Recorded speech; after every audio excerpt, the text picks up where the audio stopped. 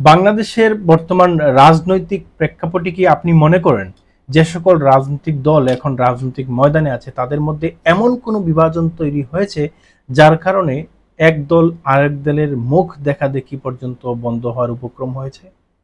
আপনি যদি এটি মনে করেন তাহলে বিএনপির ভারপ্রাপ্ত চেয়ারম্যান তারেক রহমানের বক্তব্য আপনি শুনে নিতে পারেন। আর যদি মনে করেন না এরকম উপক্রম এখনো তৈরি হয়নি কিংবা দৃশ্যমান হচ্ছে না, তবুও আপনি তার বক্তব্যকে কোট করতে পারেন। কারণ তিনি ভয় পাচ্ছেন, তিনি অবশ্যই কিছু কিছু উপলব্ধি করতে পারছেন বলে এই বক্তব্যটি দিয়েছেন।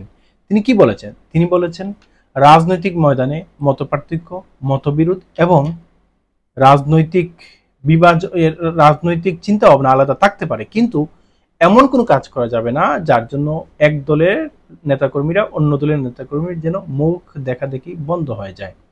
এটি তিনি কেন বলেছেন? কারণ তিনি দেখেছেন বিগত 16 বছর আওয়ামী লীগ এটিই করেছে। তারা কেবলমাত্র আওয়ামী লীগ নেতা ছাড়া বাকিদের মুখ দেখা পছন্দ করত না। তবে তাদের যে তথাকথিত 14 দল ছিল তাদের মুখ দেখতে পছন্দ করত। তারপর হচ্ছে ওই যে কিছু মাইজবান্ডারি বলে বা মাজার পূজারি, তাদের মুখ দেখা তারা খুব পছন্দ করত, তাদের কাছে যেত। আর যারা তাদের ব্যবসায়িক সঙ্গী ছিলেন, তাদের সঙ্গে অবশ্যই তাদের একটা ভালো সখ্যতা ছিল। কিন্তু রাজনৈতিক দল সমূহের নেতৃবৃন্দের মুখ দেখা দেখি তারা অনেকটা হারাম বলে বিবেচনা করত, এবং কি জানাজা পর্যন্ত তারা পড়তো না বা জানাজা পর্যন্ত তারা যেত না। আমরা দেখেছি আওয়ামী লীগের সময়ে অনেক বিএনপি নেতা, অনেক জামায়াত নেতা, অনেক অন্যান্য রাজনৈতিক দল, যে সকল রাজনৈতিক দল তাদের বিরুদ্ধে ছিল, সে সকল রাজনৈতিক দলের নেতা কর্মীরা, বড় বড় নেতারা মারা গেলে পর্যন্ত তারা জানাজা যায়নি। তবে হাতে গোনা কয়েকটাতে গিয়েছে। এবং কি বিএনপির জানাজাতে অংশগ্রহণ কারণে বিএনপির কোনো নেতার মৃত্যুবার্ষিকীতে বা মৃত্যুতে এই যে জিয়াফত যেটা করা হয় বাংলাদেশে বিভিন্ন জায়গায় করা হয়, সেগুলোতে অংশগ্রহণ করার কারণে অনেক নেতার পদ পর্যন্ত চলে গিয়েছে আওয়ামী লীগের। এই ছিল বাংলাদেশের, এমন ছিল পরিস্থিতি। এই পরিস্থিতি যেন পুনরায় তৈরি না হয় সেজন্য সচেতনভাবে বিএনপির চেয়ারম্যান, ভারপ্রাপ্ত চেয়ারম্যান তারেক রহমান তিনি সেটি উপলব্ধি করতে পেরে এমনটা বলেছেন। আবার আমরা দেখতে পাচ্ছি যে তার এই আশঙ্কা কিংবা তার এই উপলব্ধিটা অনেকটা সত্য। কারণ গণঅভ্যুত্থান পরবর্তী সময়ে সকলেই মনে করছে যে ভোটের মাঠে যেহেতু আওয়ামী লীগ নাই, তাহলে বিএনপির সঙ্গে প্রতিদ্বন্দ্বিতা করতে হবে, এটাই স্বাভাবিক। বিএনপির এখন মূল প্রতিদ্বন্দ্বী হচ্ছে জামাত।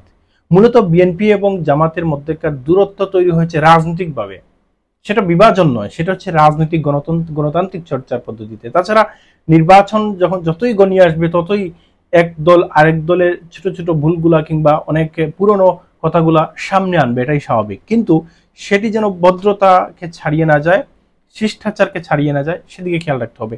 ব্যক্তিগত আক্রমণের দিকে না যায়, সেটিও খেয়াল রাখতে হবে। রাজনৈতিক আলোচনা হবে, দলের ভুল ভ্রান্তি নিয়ে আলোচনা করা হবে, এবং কি কৌশলগত বিভিন্ন রাজনৈতিক দলের কৌশল, আদর্শ, এগুলো নিয়ে কথাবার্তা হবে। কিন্তু ব্যক্তিকেন্দ্রিক আক্রমণ করা, কাউকে দেশ ত্যাগের মতন হিংসাত্মক কথাবার্তা বলা, এসব কিন্তু উচিত নয়। কোনো দল চাঁদাবাজিতে যুক্ত হলে সেই দলের সমালোচনা করতে পারেন আপনি, কিন্তু এমনভাবে সমালোচনা করবেন না যেটিতে ব্যক্তিকেন্দ্রিক চলে যায়, যেটার কারণে মুখ দেখাদেখি বন্ধ হয়ে যায়। এসব কাম্য না। গত পরশুদিন আমরা যেটা দেখলাম, ঢাবিতে, ঢাকা বিশ্ববিদ্যালয়ে শিবিরের একটি প্রোগ্রামে বামপন্থীরা বিচারিক যে হত্যাকাণ্ড হয়েছে সে সকল নেতৃবৃন্দের, জামায়াত এবং একজন বিএনপি নেতার ছবি তারা নামিয়ে দিয়েছে। কারণ তারা বলছে তারা যুদ্ধ অপরাধী।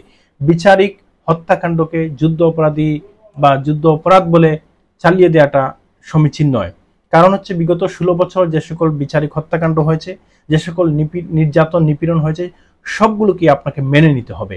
আপনি বলতেই হবে যে এগুলো নির্যাতন, এগুলো নিপীড়ন, এগুলো হচ্ছে জুডিশিয়াল কিলিং।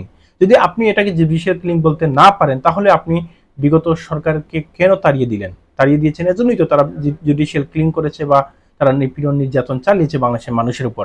আর যদি আপনি মনে করেন ওই রায়গুলো সত্যি ছিল, ওই বিচারগুলো সত্যি ছিল, তাহলে আপনি যে আওয়ামী লীগের বিরুদ্ধে একটি গণ অভ্যুত্থান তৈরি করলেন, সেটার বৈধতা কিভাবে পাবেন?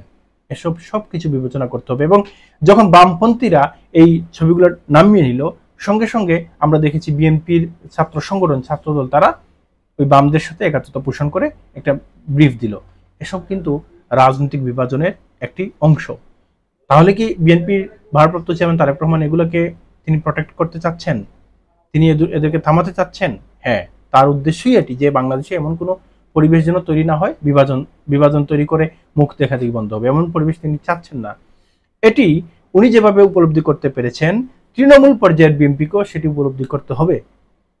শুধু বিএনপিকে কেন, জামায়াতকেও সেটি উপলব্ধি করতে হবে। জামাতের এমন কেউ কেউ নেতৃবৃন্দ কথাবার্তা বলেন, মনে হয় যেন এই মুহূর্তে বাংলাদেশের সবচেয়ে বড় শত্রু বিএনপি, এমনটাও কিন্তু আমরা লক্ষ্য করছি। এসব থেকে সরে আসতে হবে। বিএনপি বলেন, জামাত বলেন, সবাইকে উপলব্ধি করতে হবে আপনাদের এসব কথাবার্তায়, এসব বিভাজনের কারণে পুনরায় আওয়ামী লীগের ফ্যাসিজম ফিরে আসুক, সেটি দেশের জনগণ কামনা করে না। আর যদি ফিরে আসে, তার দায়ভার সম্পূর্ণ অবশ্যই বিএনপি এবং জামায়াতকেই নিতে হবে।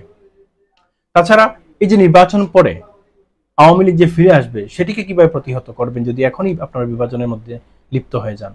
সবকিছু বিবেচনা করে অবশ্যই একটি সহাবস্থান তৈরি করতে হবে এবং মুখ দেখাদেখি যাতে বন্ধ না হয় এমন ভাবে আপনারা চলতে হবে। এমন কোনো পরিস্থিতি তৈরি করা যাবে না যেটির কারণে জনাব তারেক রহমানের কথাটা সত্য হয়ে যায়।